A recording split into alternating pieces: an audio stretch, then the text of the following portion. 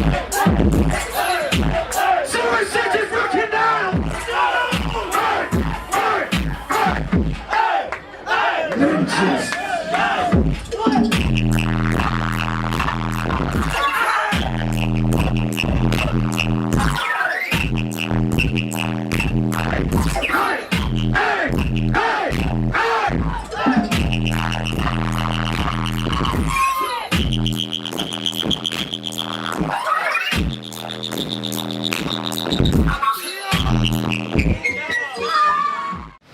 What's up guys, Nick Novak here with Novocaine Photos. I'm sitting with SweetTooth and Symbiotic right now in Austin, Texas. These guys are getting ready to go crush Grimefest. It's one of the up and coming events for the underground scene here in Texas. How's you guys' flights? How's you guys feeling today? Good. I'm tired, but always ready for a show. Always pumped. I'm tired. I got sleep. It's hot as fuck here in Texas, right? Yeah, it's been I live in Florida. It's hot as fuck over there. but it's been over 100 the past few shows we've done. So yeah, the 5 shows we've done, even Denver, it's cold. No, It wasn't cold. Denver was not cold, dude. It was 103 degrees. Damn, dude, that's hot for Great Colorado. Denver. California's better. So I'll just start with something simple. How'd you guys like get y'all's names? Like how'd SweetTooth come about, or how'd Symbiotic come about? You go first. Okay, so I'll like make this short. Long story short, EDC 2010, I went to go take my 8th role, and my rave mom was like, "Fuck, dude, you really have a sweet tooth for those things, huh?" And I was like, "Yeah." And I didn't have a rave name, so SweetTooth ended up being my rave name. And like, it went from being my rave name, and I had this whole like, oh, I'm gonna like change my personality, like switch up how I do things, you know, become like a new me. So then as I did that, like that all kind of happened at the same time. So I'm like, alright, like don't call me by my government name, like I'm SweetTooth now, like I'm a new dude. Government name? I call it my slave name, but like, yeah, so if you call me by my government name, I'm like, yo dog, that's my slave name. But my rave name became my nickname, which became my overall name, so when it came time to like DJ and produce, like SweetTooth, dog, like SweetTooth. Fuck yeah, that's dope. What about you, bro? Symbiotic, you know Spider-Man, and you know that black suit of his? That cool one? The Symbiotes. And pretty much, yeah, I just got really bored and put that together. Spider-Man's the shit. There you From go, the same borough as me. Queens represent. Hey. So I know that you guys just finished up the Trenchmouth tour together. It's pretty fucking tight that y'all were able to go on tour as buds and like knock that shit out. How long have you guys been friends? Like where'd y'all meet? How'd all this become about? Pretty much like we've known each other over the internet, maybe like 2 years. 2 years. That's but where this all came about is we have the same tour manager, and basically like Big up Janess and Shell. Shell's our tour mom. Yeah, She but takes care of us. tour manager / like industry mom. So we both call her whenever like shit in her life is just not Don't going. need some shit. Yeah, Every week. when we need someone to talk to. And like I was talking to her one day and she's like, dude, I'm almost afraid to like introduce you to Manny, because the more I get to know you guys, like the more I'm just seeing that you're the same person. So she told both of us the same thing, and then we ended up meeting like Halloween 2017. DC3 is when we met in person for the first time, and then like we were fucking practically finishing each other's sentences and shit. Just kicked it weird. off at. Yeah. It was weird as hell, but it was like a friendship meant to be. There you go. What's like y'all's favorite place that you guys have been able to play at? Was it like just a show night? Was it on the Trenchmouth tour? Was it a fest? What's like the craziest crowd you guys have had? What place? It was actually the start of the Trenchmouth tour, the technical start, not San Fran. us together. Because I had started the tour together. like a week before you though. I'd say San Fran together and then separate.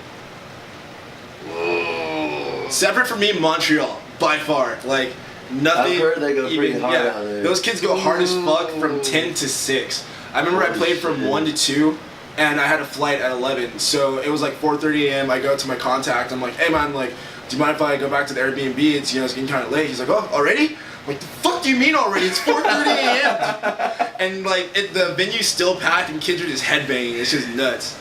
And then together, yeah, San Francisco, the first time of the tour, that was fucking bonkers. For I'm sure. still trying to think of a show alone. Yeah, just so many kids going crazy all the fucking time. In the States, I'd probably say California. Any California show I've always done really well at. Dope. Out of state or like out of the fucking country, Australia kids are wild. Australia's wild as well. Australia's the shit. Fuck yeah.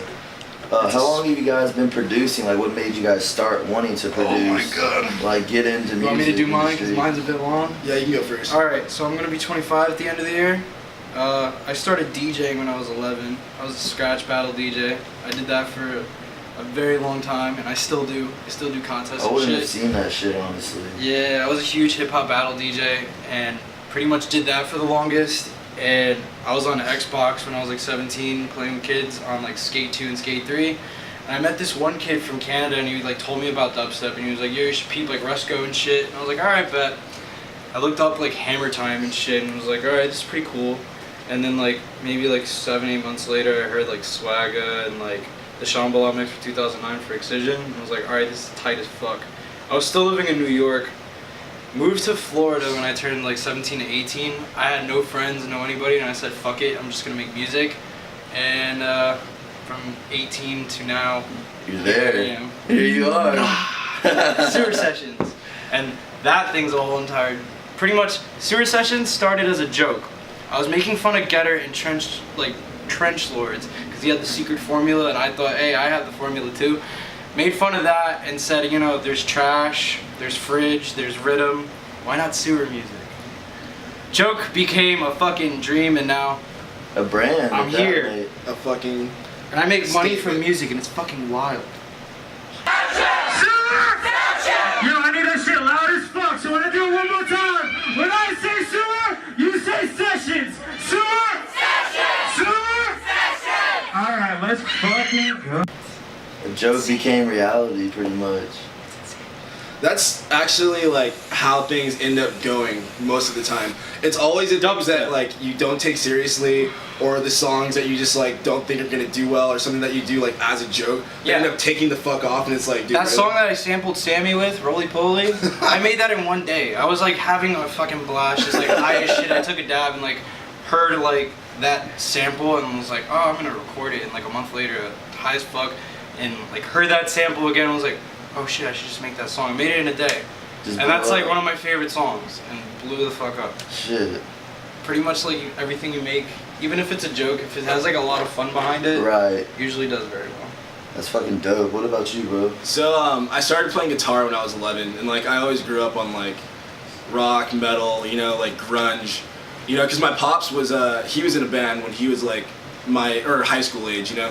So he got me listening to Zeppelin, Van Halen, Ted Nugent, all that. And then he, you know, the stuff that we were listening to, like when I was growing up, coming out of that time was like Rage Against the Machine, which is also the reason why I got dreads. Fuck yeah. Rage Against the Machine, Tool, Korn, you know, like just heavy shit. Some metal. Yeah, and then like, you know, metal shit. And then I got into metal on my own, you know. Cause I saw that video at The job for the Uns with the Attila. Yeah, that shit's crazy, bro. I fuck with Attila heavy.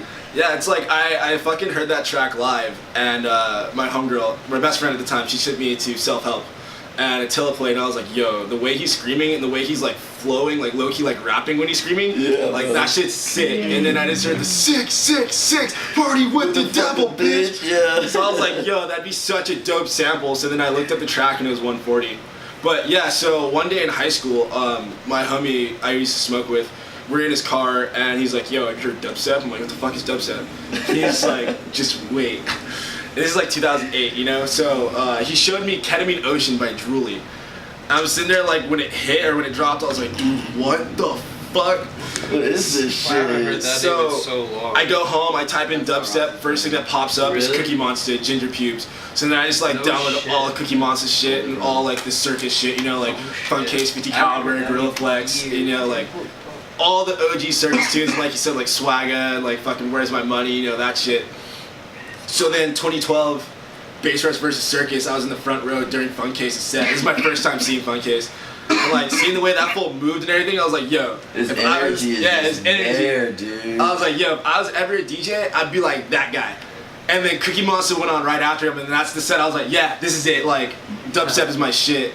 So then I started DJing. I bought like a Tractor S2, and I started DJing like every day, you know. And then I go to kickbacks, like, and then bring my fucking S2 with it, with the fucking aux cord and like a little 1/4-inch adapter. And I had this like boombox speaker, and I carried both of me everywhere. I'm like, yo, just like let me mix in this kickback, you know, like trust me.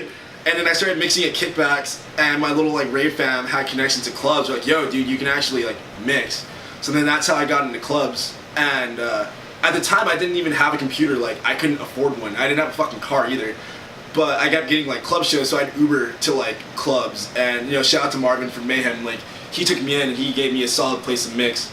So and I started making money with him through Mayhem, and he gave me a chance to do Asylum, which is like my company. But once I got the funds to do that, I was able to buy a car, and then I was able to like do more shows, and I was able to buy a computer, which was 2 years ago. Because fucking David was like, yo, you're a sick DJ, but you need to fucking produce. So David Yax is like, come to my house right now, and Yax he showed me. is laying on my bed. He showed me Reasons, and then like I downloaded Reason 2 years ago. I've been on it like since. Sorry, this is long as fuck. You're good, bro. So would you say like that metal when you were, you know, growing up, it kind of fused into what you're making now, producing and shit? Huge influence. Not even just metal, but like, you know, metal, thrash, punk, hardcore, like anything with a lot of energy and like a lot of attitude too. That also comes through my stage presence. Like, right. One thing that we don't see a lot in the EDM community is like, yes, there's pits and there are crowds that go hard, but like the energy at like hardcore shows or punk shows or like thrash shows are so different. And I'm trying to like, exactly, I'm trying to bring that energy in where random people are like stage diving, you know, and then like you'll have shit where like the whole crowd is a pit and people are hopping off the walls, and you know, and if they hear like a song that you know, like fucking full crowd like chants and shit. For this next fucking song, I better see the biggest fucking mosh pit in Austin history.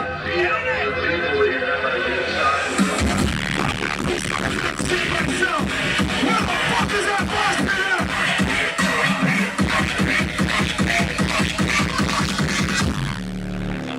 What's our mosh pit?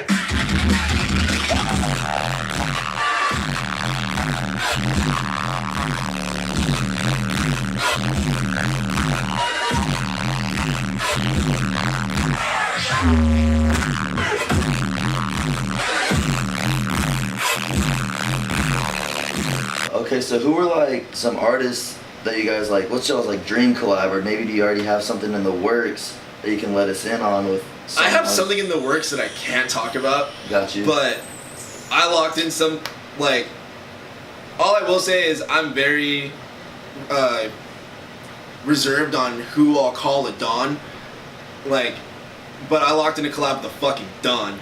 And yeah, as bro, far as dream collab, like Funkcase, no question, like yeah. no secret. Dude's energy is just wild as fuck. His music is just crazy. And then like he's the reason why I started, you know. That's dope as fuck, bro. Or Cookie Monster as well, like one of those. I have a few collabs I'm not allowed to talk about. I have a Blunts and Blondes collab that's coming out in a few. We're doing like a bunch of music together because he only lives like an hour away from me. Fuck yeah. I got music with Ben's Mixer and Rilla coming out. We're doing music with them. And then I'd probably say Dream collab. It's gonna happen eventually, but Bad Clad. Fuck yeah, bro. That'll be a sick ass tune. Yeah, we're like he already plays a bunch of my music and stuff, and we already talked about it in like person, so. Hell yeah, bro. That'll be pretty tight. As an artist, is like, what are some of the biggest obstacles you guys have had to overcome to reach where you're at today? Let's say this all together. It's the D word. What the fuck is the D word? Depression. Oh, yeah. Well, yeah. You know, mental. Dead serious. It's Dead really serious. Well, one of the hardest things to do with the music, because, I mean, like with me, like all I do is play shows and sit at home and make music. I'm very isolated. I just go to McDonald's every fucking day and eat food. It's my only social talking. So like, it kind of like, it's not lonely, but it's like not many people understand where y'all are coming from with that. our like as tiredness, and traveling like artists. that's kind of like first world problem, crybaby shit. But like, no one understands like until they actually go through it with you, or they're like, yo, let me like actually fly with you and see how it is, and they see how tiring and draining this thing can be. Like, yeah, it is lonely if you think about it. It's very lonely, and like it's just depressing because you're just by yourself all the time. So fighting that, I'd say, is one of them. And then writer's block. You're pretty much battling yourself every day on music.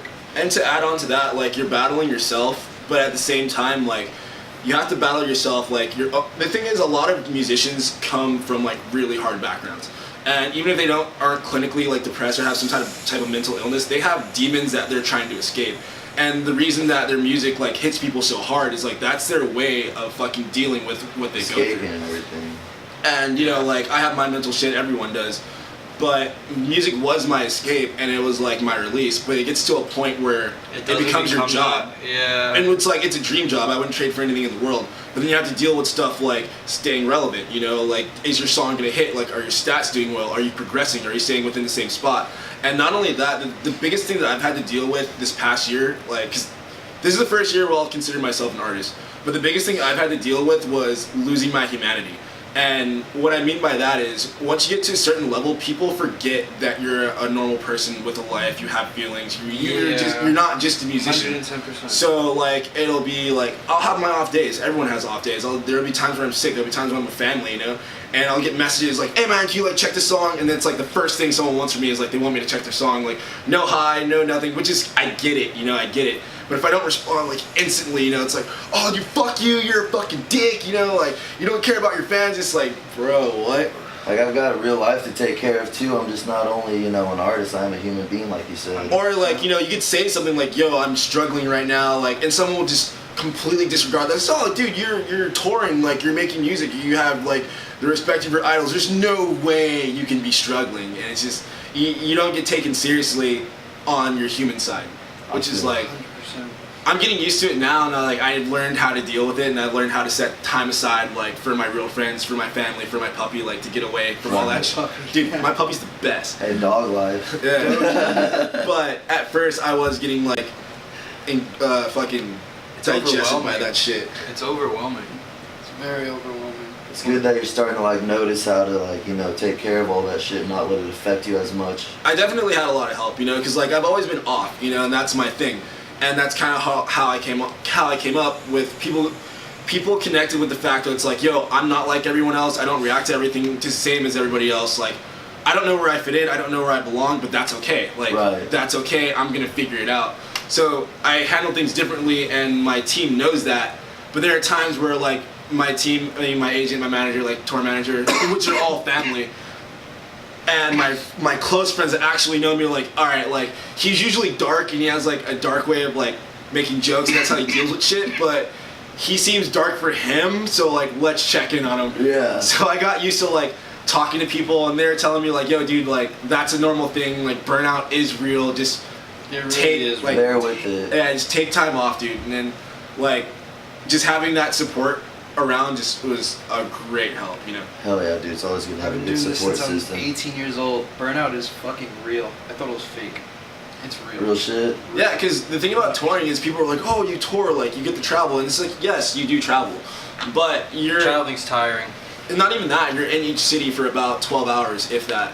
And depending on where you came from the day before, if you're traveling from west to east, you'll have a like 4 or 5 hour flight. Wake up 4 in the morning, get there, and it's already midday, and you have to like do stuff. You have to, you know, Get ready for your next set, basically. get ready for the set. And then once the set's done, you know, the majority of the Trenchmouth tour, I've left right after the show to the airport to go like, you know, go either to the next show or just go back to work. There'll be times where I'll play a show, fly home, and then like get dressed and go straight to work. You know, Damn, it's like dude. it's a grind.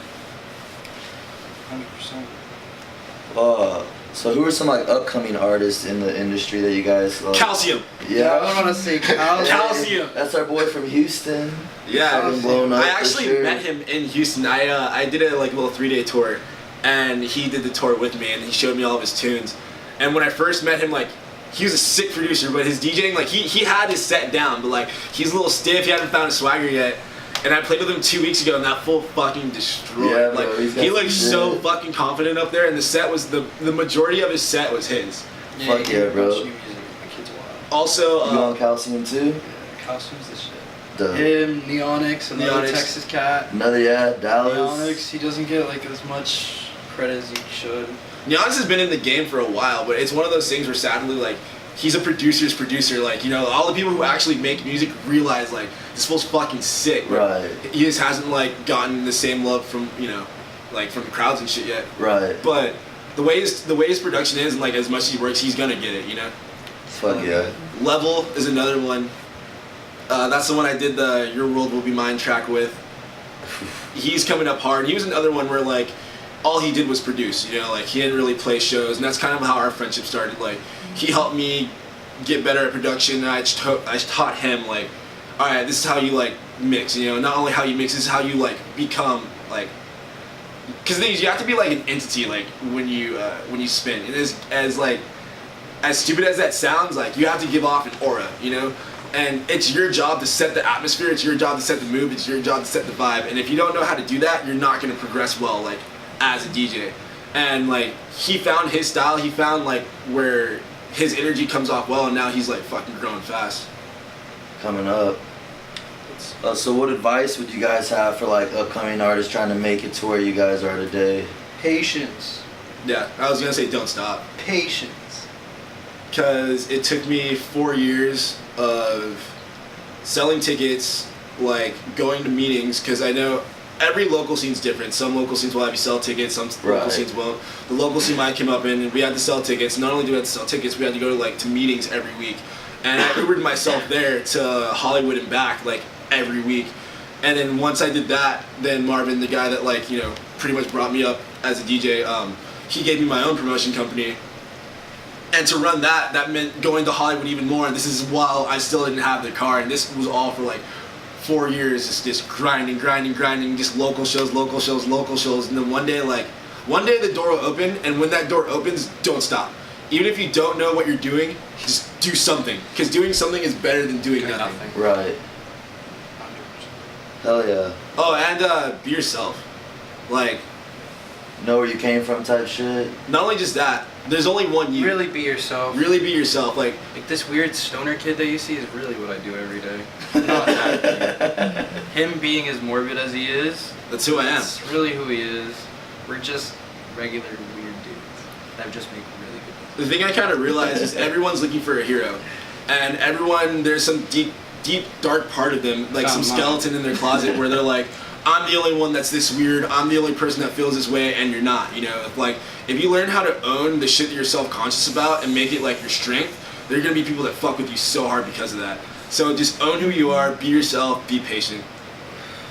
Good words of advice for everybody. So I mean, anything else you guys really would like to say before y'all go crush Grimefest tonight? What other artists are good? Packback. Oh, he's dude. sick as fuck. Packback, that reminds me. Ranga's sick as fuck. Guru and Warned. Dwarf, Boss Mode. Let's see. Subject 31, but he's big. He's big. But I still love Scott. Sick as fuck. They both have Fallout tattoos. No, dude, Scott's a fucking monster. And DPMO Volume 2 coming out in a few months. Buy that shit or I'll hurt you. I'm kidding, I won't hurt you, but I'll be Make sure really to buy disappointed. it. I'm gonna have an EP coming out at the end of the year. I can't say where, but it's gonna be pretty big. And I got like a few collabs also that are really big. Be on the lookout for that. It's someone like I just finished a remix with recently, so like if you know like 2K and fuck you. Like this 2000 and fuck off!